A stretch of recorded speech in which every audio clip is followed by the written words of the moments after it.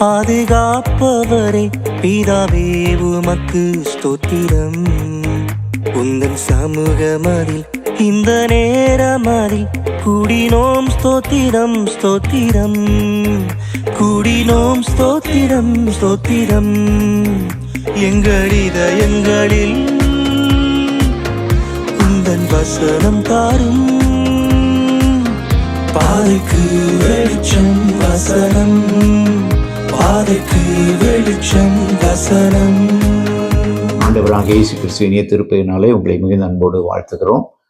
இந்த யூடியூப் வாயிலாக நடைபெறும் இந்த திருப்பணிக்காக ஜெபியுங்கள். நாம் அனைவரும் இணைந்து ஆண்டவருடைய வார்த்தையை முறையாக கற்று ஆண்டவருடைய வார்த்தையின் மூலமாய் வருகிற மாற்றங்கள் நம்முடைய வாழ்விலை உருவாவதற்கு நம்மை நாமே அர்ப்பணித்து செயல்படுவோம். அனைவருக்கும் இதை அறிமுகப்படுத்தும்படி உங்களை மிகுந்த அன்போடு மீண்டும் மீண்டுமாய் நான் நினைவுபடுத்துகிறேன். ஆண்டவராகிய இயேசு கிறிஸ்து ஆகிய சுவிசேஷம் கொலோசே சபைக்கு அறிவிக்கப்பட்ட போது அதை அவர்கள் ஏற்றுக்கொண்டு அதன் மூலமாய் இயேசுவின் மேல் உள்ள விசுவாசத்திலே வளர்ந்தார்கள். பரிசுத்தவான்கள் எல்லாரோடும் உள்ள அன்பிலே வளர்ந்தார்கள். இயேசு கிறிஸ்துவை கொடுத்த நம்பிக்கையை நிலைத்திருந்தார்கள். இந்த வளருதல் பவுலடியாரை பொறுத்த மட்டிலே தேவ சித்தத்தை அறிகிற ஒரு நிலைக்கு நேராக செல்ல வேண்டும் என்பதை நினைத்து அதற்காக அவர் ஜெபித்தார். அதைத்தான் நாம் 1 அதிகாரம் 9ஆம் வசனத்தின் மூலமாக நாம் பார்த்தோம். கிறிஸ்துவே முதன்மையானவர் முழுமையானவர் என்கிற செய்தி மீண்டும் மீண்டும் இதில் வலியுறுத்தப்படுகிறது. அதற்கு நேராக தன்னுடைய ஜெபத்தையும் செய்தியையும் பவுலடியார் உருவாக்குகிறதை பார்க்கிறோம். எனவே அவருடைய ஜெபத்தினுடைய முதல் குறிப்பை நாம் கடந்த வாரத்திலே சிந்தித்தோம். அவருடைய சித்தத்தை அறிகிற அறிவினாலே நீங்களும் நானும் நிரப்பப்பட வேண்டும்.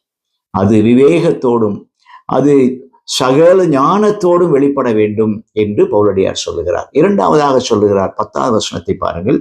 சகலவித நற்கிரியைகளுமாகிய கனிகளை தந்து தேவனை அறிகிற அறிவில் விருத்தி அடைந்து கர்த்தருக்கு பிரியமுண்டாக அவருக்கு பாத்திரராய் நடந்து கொள்ளவும். இரண்டாவது ஜெப குறிப்பு என்ன என்றால், ஆண்டவருடைய எதிர்பார்ப்பின்படி அவர் அங்கீகரிக்கிறபடி வாழ வேண்டும். பாத்திரராய் நடந்து கொள்ளுதல் என்றால் அதுதான். அவர் எதிர்பார்க்கிற தகுதியோடு நாம் வாழ வேண்டும். அவர் எதிர்பார்க்கிற தகுதியோடு நாம் வாழ வேண்டும் என்றால் என்ன? கனி கொடுக்க வேண்டும். நன்மை தருகிற கிரியைகளை நாம் காண்பித்து அதன் மூலமாய் கனி கொடுக்கிற வாழ்விலே நாம் வளர வேண்டும். இது எப்படி சாத்தியம்? தேவனை அறிகிற அறிவிலை விருத்தி அடையும் போதுதான் சாத்தியம். ஆண்டவரை அறிந்து கொள்வதிலே அவரோடு உள்ள உறவிலே இன்னும் நெருக்கமாய் நிலைத்திருப்பதில் தான் நாம் நற்கிரியைகளாகிய கனிகளை தர முடியும். அந்த நற்கிரியைகளாகிய கனிகளின் வாயிலாகவே ஆண்டவர் அங்கீகரிக்கிற அவருக்கு பிரியமான அவருக்கு பாத்திரமான ஒரு வாழ்வை நீங்களும் நானும் வெளிப்படுத்த முடியும். அன்புக்குரியவர்களே, நம்முடைய வாழ்விலே நம்மை யார் அங்கீகரிக்க வேண்டும் என்பதிலே நமக்கு ஒரு தெளிவு இருக்க வேண்டும்.